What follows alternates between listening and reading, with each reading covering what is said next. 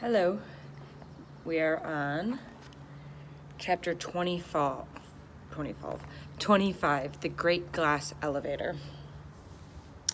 I've never seen anything like it, cried Mr. Wonka. The children are disappearing like rabbits, but you mustn't worry about it. They'll all come out in the wash.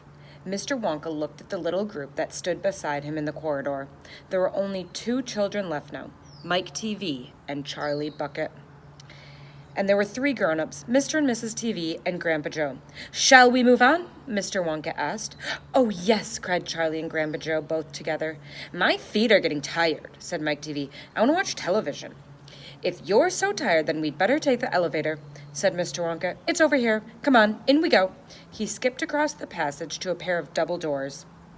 The doors slid open. The 2 children and the grown-ups went in. Now then, cried Mr. Wonka, which buttons shall we press first? Take your pick. Charlie Bucket stared around him in astonishment.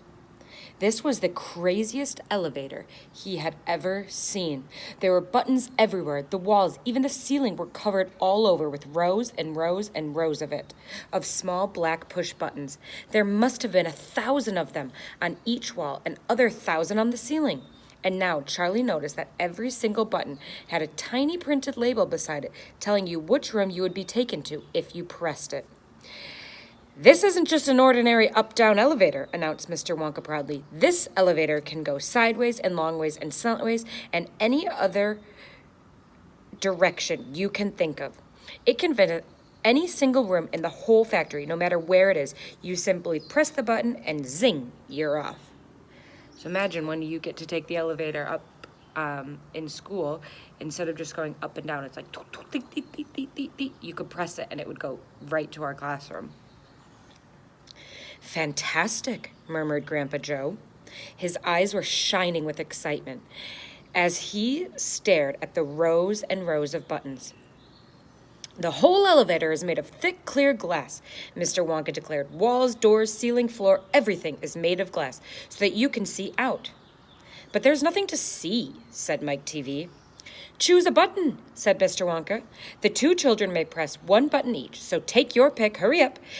In every room, something delicious and wonderful is being made. Quickly, Charlie started reading some of the labels alongside the buttons.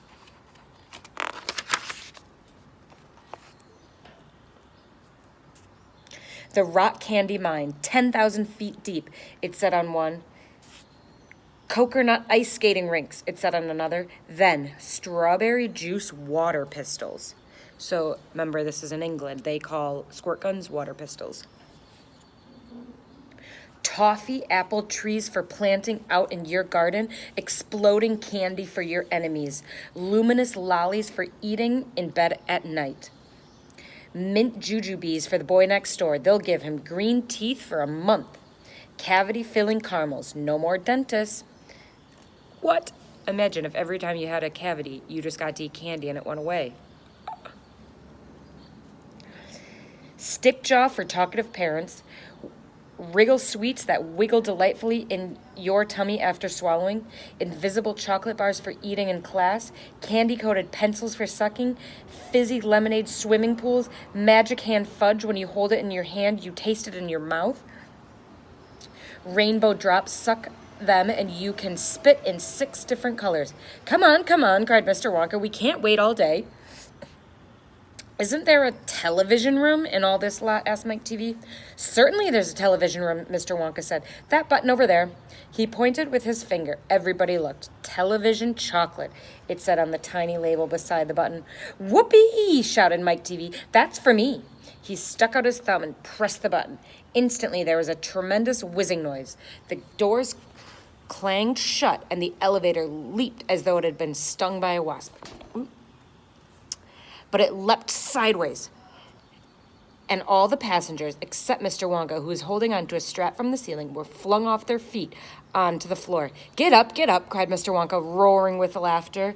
But just as they were staggering to their feet, the elevator changed directions and swerved violently round a corner, and over they went once more. Help, shouted Mrs. TV. Take my hand, madame, said Mr. Wonka gallantly. Ooh, look at all their faces. Can you see? Mr. Wonka in the middle, he looks quite happy But everybody else, ooh, there's somebody holding on. They all look quite scared, and you can see, oh, there's Mike TV pressing the button.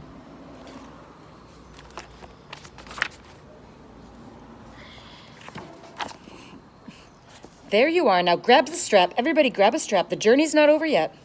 Old Grandpa Joe staggered to his feet and caught hold of a strap. Little Charlie, who couldn't possibly reach as high as that, put his arm around Grandpa Joe's leg and hung on tight. The elevator rushed on at the speed of a rocket. Now it was beginning to climb. It was shooting up and up and up on a steep, slanty course as if it was climbing to a very steep hill. So it's going...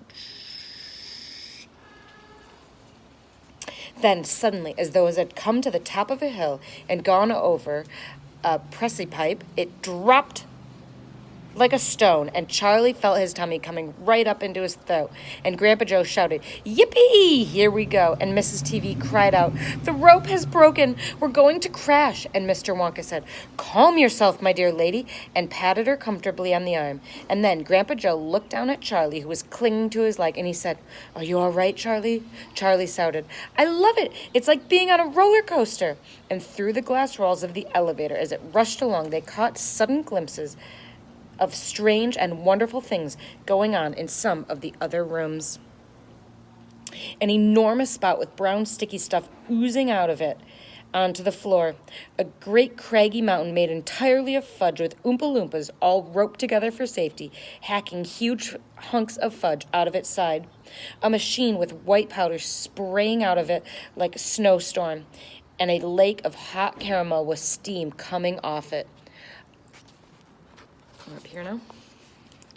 A village of Oompa Loompas with tiny houses and streets and hundreds of Oompa Loompa children no more than 4 inches high playing in the streets. So they're what? Like that big? Cute. And now the elevator began flattening out again, but it seemed to be going faster than ever, and Charlie could hear the scream of the wind outside as it hurled forward and twisted and turned and went up and went down, and "I'm going to be sick," yelled Mrs. TV, turning green in the face. "Please don't be sick," said Mr. Wonka. "Try and stop me," said Mrs. TV. "Then you'd better take this," said Mr. Wonka, and he swept out his magnificent black top hat off his head and held it out upside down in front of Mrs. TV's mouth. "Make this awful thing stop," ordered Mr. TV. "Can't do that," said Mr. Wonka. "It won't stop till we get there. I only hope no one's using the other elevator at this moment." "What other elevator?" screamed Mrs. TV. "The one that goes the opposite way on the same track as this one," said Mr. Wonka. "Holy mackerel!" cried Mr. TV. "You mean we might have a collision?" "I've always been lucky so far," said Mr. Wonka. "Now I am going to be sick," said Mrs. TV. No, said Mr. Wonka. "Not now. We're nearly there. Don't spoil my hat." The next moment, there was a screeching of brakes, and the elevator began to slow down. Then it stopped altogether.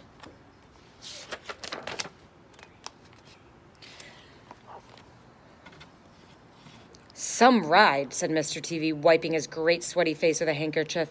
"Never again," gasped Mrs. TV, and then the doors of the elevator slid open, and Mr. Wonka said, "Just a minute now, listen to me. I want everyone to be very careful in this room. There is dangerous stuff around in here, and you must not tamper with it." It's the end of Chapter 5. The next one is Chapter 26, The Television Chocolate Room. Bye. Miss you.